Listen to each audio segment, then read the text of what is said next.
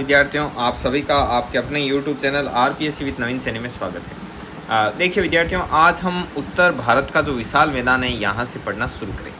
तो पहले तो मैं बता दूं कि ये उत्तर भारत का विशाल मैदान कहाँ स्थित है। तो ये हिमालय पर्वत और जो प्रायद्वीपीय पठार है उसके बीच में स्थित है। तो एक बार उसके दर्शन भी कर लेते हैं अपन कि कहाँ पर है ना, ताकि अपने का जो मेनली जो डाटा है वो अपने दिमाग में क्लियर रहे।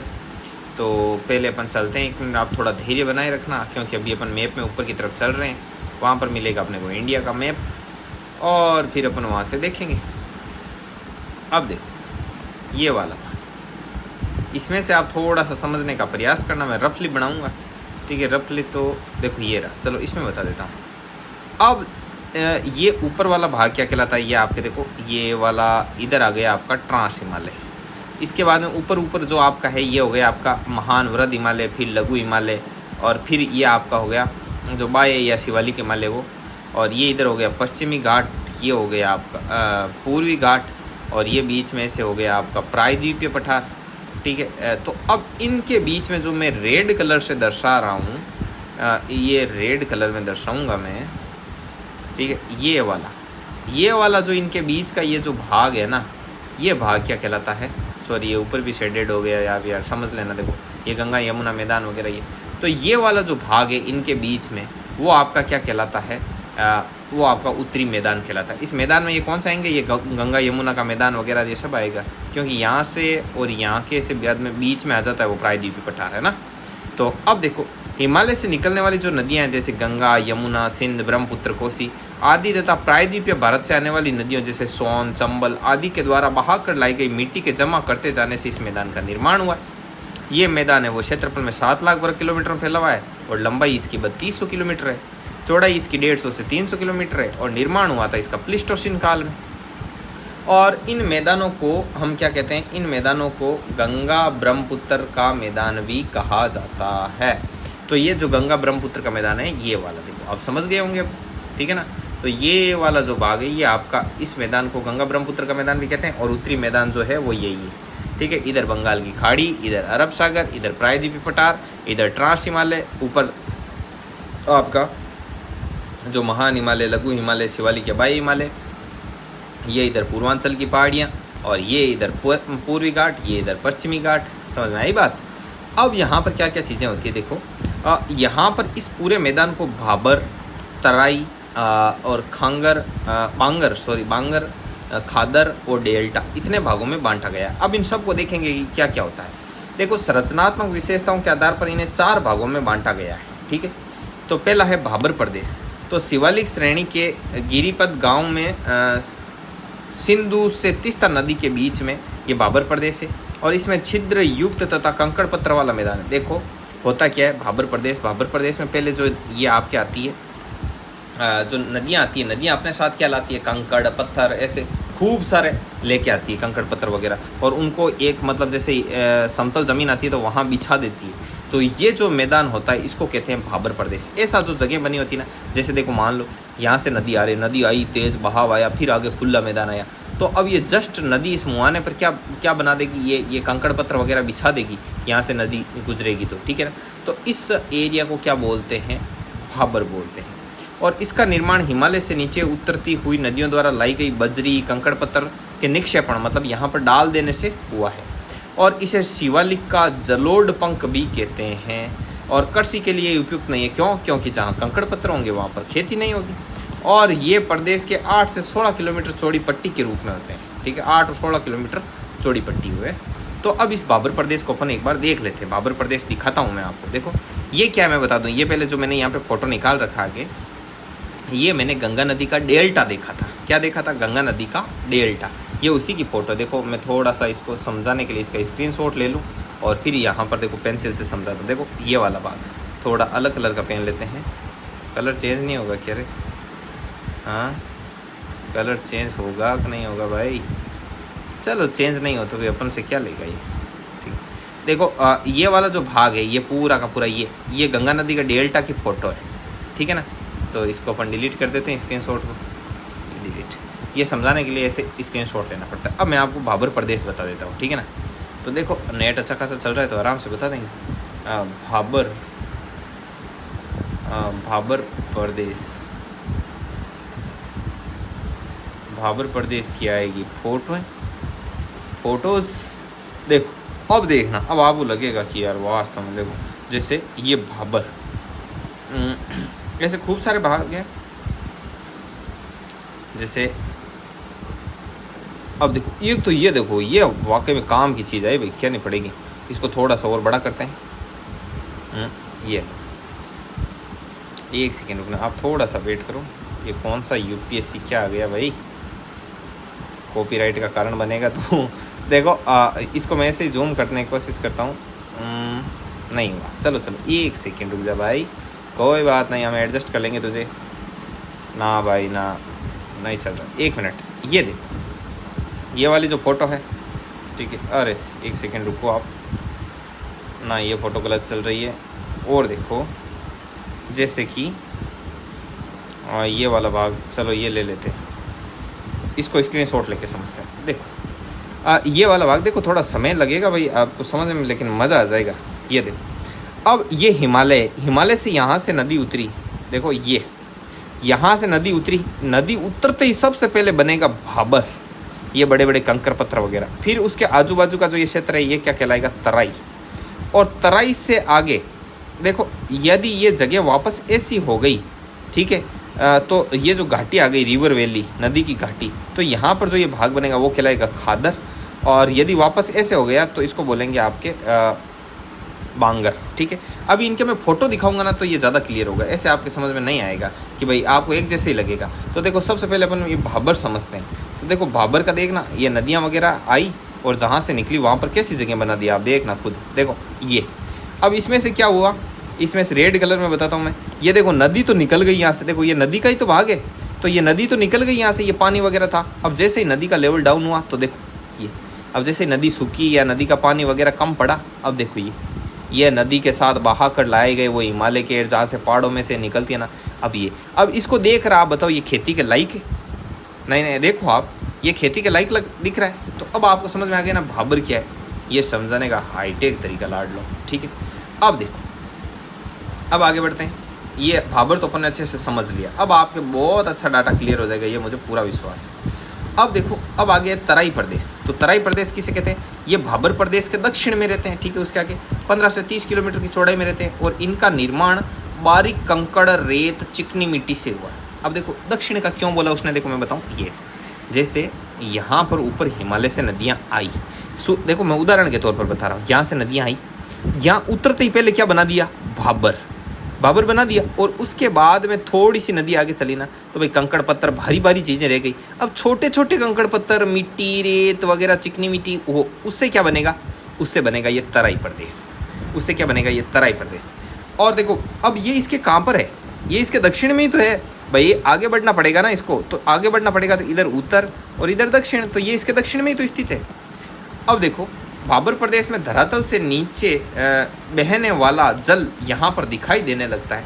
अब भाबर प्रदेश में धरातल के नीचे बहने वाला, इस चीज़ से क्या आशय, इस चीज़ से ये आशय कि देखो अब ये बड़े बड़े पत्थर वगैरह और कंकड़ सारे के सारे यहाँ पर हैं। तो कई बार क्या होते हैं, इतने बड़े बड़े पत्थर वगैरह यहाँ पर आ जाते हैं, चट्टाने वगैरह ऐसे, कि नदी इनके नीचे नीचे बहती है, अपने को पता ही नहीं चलता, सिर्फ कल कल आवाज़ आती है और इनके नीचे से ये बहती है नदी।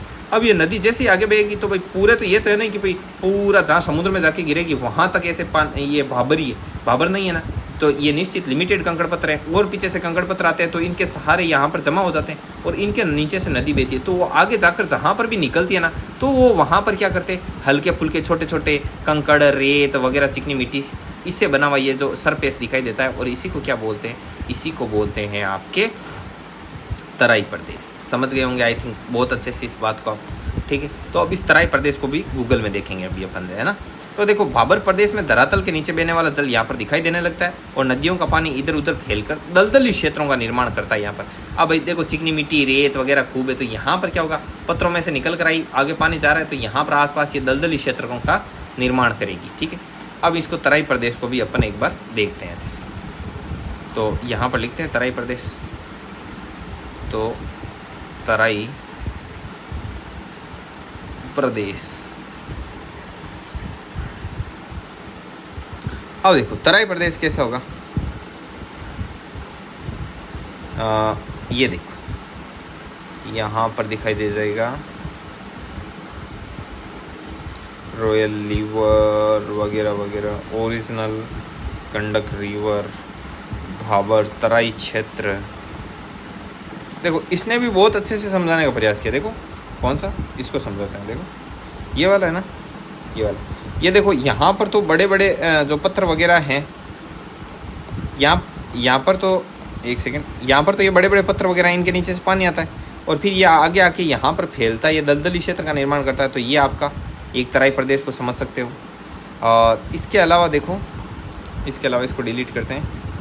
और इसके अलावा आप इसको समझो, देखो ये वाला, ये वाला। अब इस क्षेत्र को आप क्या बोलोगे, इसको समझो, ये वाला, ये दलदली क्षेत्र का इसने क्या कर दिया, यहाँ पर निर्माण कर दिया। कौन से क्षेत्र का निर्माण कर दिया, दलदली क्षेत्र का यहाँ पर निर्माण हो गया। तो ये कहलाता है आपका तराई प्रदेश। आगे बात समझ, ये तराई प्रदेश, डिलीट कर देते हैं स्क्रीनशॉट। अब आगे बढ़ते हैं। अब देखो, अब आगे आता है खादर।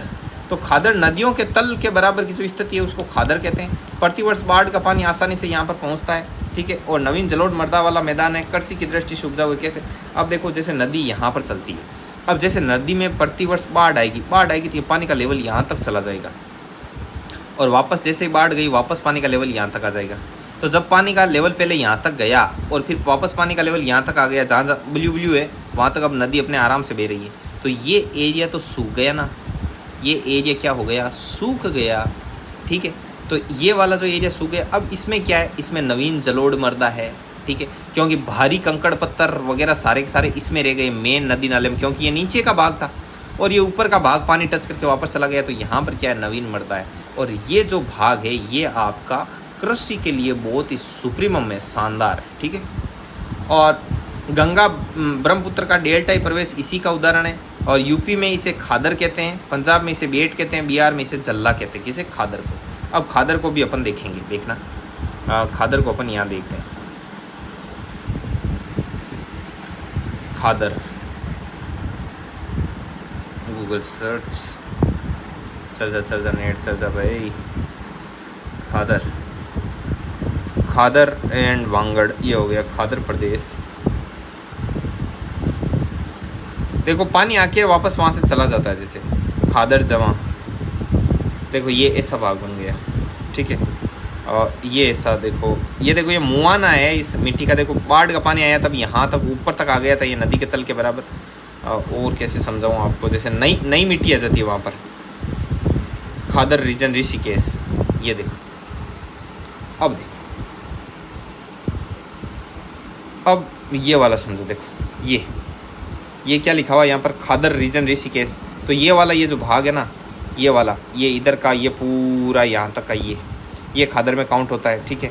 और देखिए Ganga cuts in khadar region. देखो ये यहाँ तक नदी का, जब ये तो नदी का तल है, ये नदी के तल का बराबर हिस्सा है। बाढ़ आएगी तो यहाँ पर भी पानी चलेगा, ठीक है। और ये पानी वापस चला जाएगा। तो अब यहाँ पर सूखने के बाद जो खेती के लिए वो बहुत ही उपजाऊ है। खादर रीजन ऋषिकेश, ये देखो पास में ऐसे, ठीक है। ये खादर रीजन है, ये पानी अभी है और नदी नहीं रहेगी तब ये पानी वापस चला जाएगा नदी में। तो फिर ये भाग, ठीक है।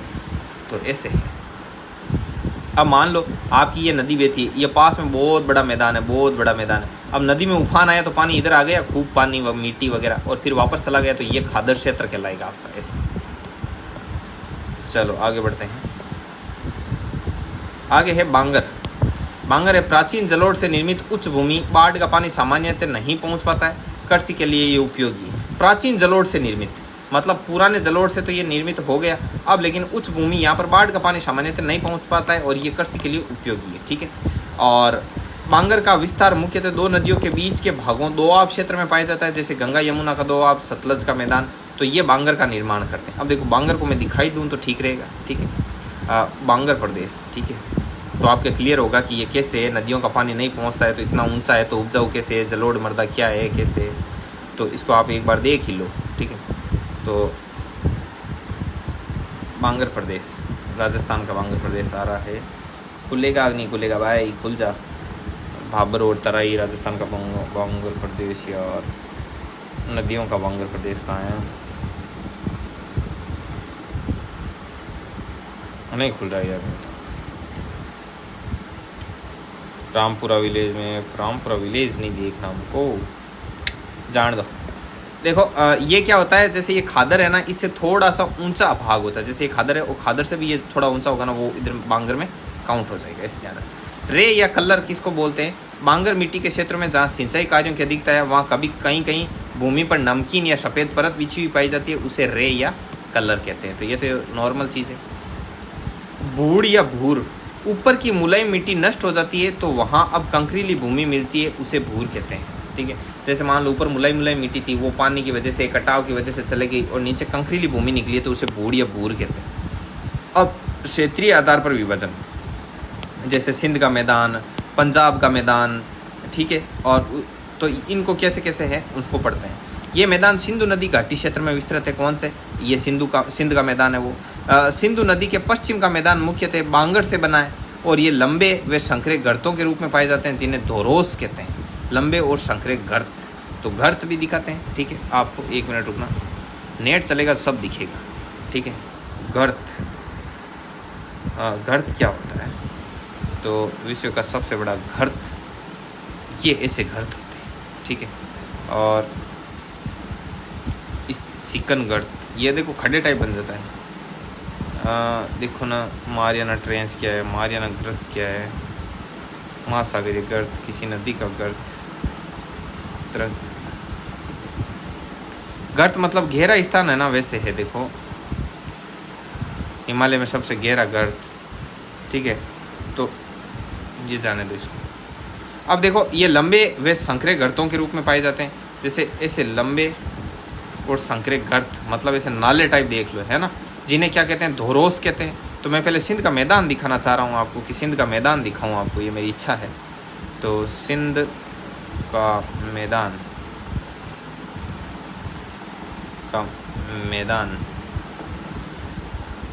सिंध का मैदान। ठीक है, देखो सिंधु गंगा नदी तट का ये भाग है, इसको अपन इमेजेस में देखते हैं। सिंध का मैदान, ठीक है। अब देखो सिंध का मैदान तो वैसे तो आपको दिखाई दे ही रहा है, ठीक है, और फिर भी मैं आपको बता देता हूँ। पंजाब हरियाणा का मैदान, सिंधु नदी और सिंधु नदी तंत्र, सिंधु गंगा ब्रह्मपुत्र का मैदान। अब देखो, अब यहाँ पर एक एक को जूम करके बढ़िया देखो सही, ठीक है। अब देखो ये गंगा नदी का मैदान ये हो जाता है, ठीक है। ये गंगा नदी, देखो ये भारत का मैप है, ये पूरा का पूरा ऐसे, ठीक है ना। ये यहाँ पर ये 7 सिस्टर वाला एरिया हो गया, ये ब्रह्मपुत्र वगैरह, ये ब्रह्मपुत्र का है, ये गंगा का मैदान है। तो गंगा का मैदान तो आप समझ गए होंगे, ये गंगा का मैदान, ये सिंधु नदी का ही है, ये वाला सिंधु नदी का पार्ट आता है, ठीक है। और इसमें क्या दिखाई दे रहा है, ये देखो ये राजस्थान का मैदान है, और ये गंगा नदी का मैदान है, ये पंजाब हरियाणा का मैदान है।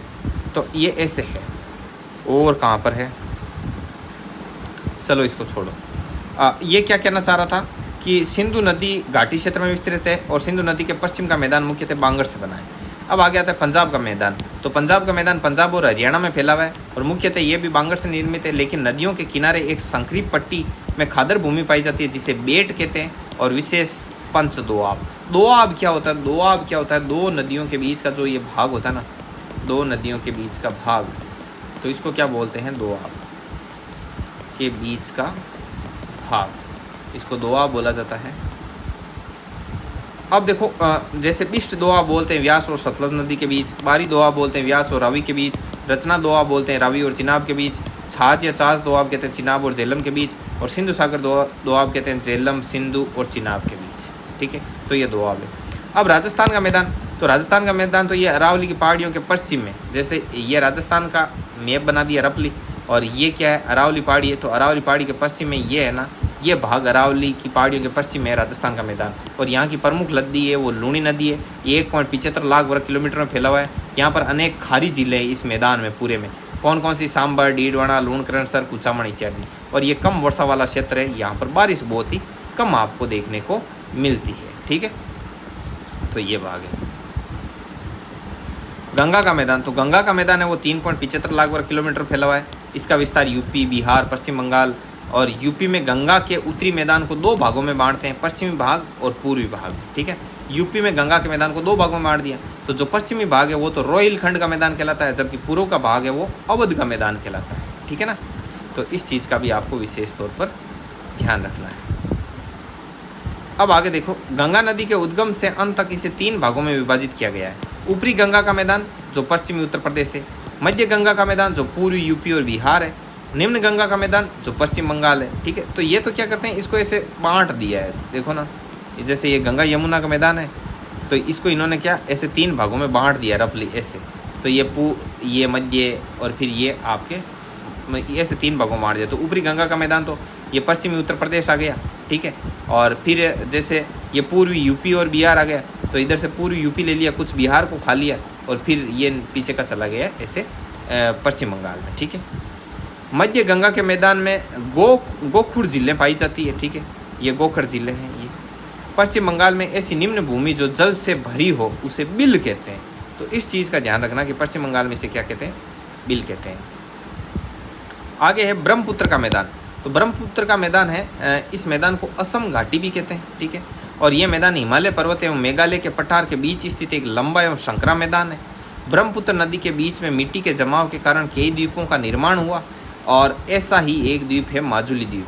मतलब ब्रह्मपुत्र नदी थी, इसके बीच में मिट्टी का जमाव होते होते ये नदी में से ऐसे उभार टाइप दिखाई देने लगा, और ये माजुली द्वीप कहलाया। और ये विश्व का सबसे बड़ा नदी में स्थित नदी द्वीप है। नदी द्वीप ऐसे तो द्वीप होते हैं जैसे कोई पहले से रास्ता है, बाद में पानी आ गया, वो अलग है। लेकिन जैसे नदी बह रही है, इसके बीच में मिट्टी जमती गई, अब नदी दोनों ओर से निकल गई, बीच में क्या गया, द्वीप।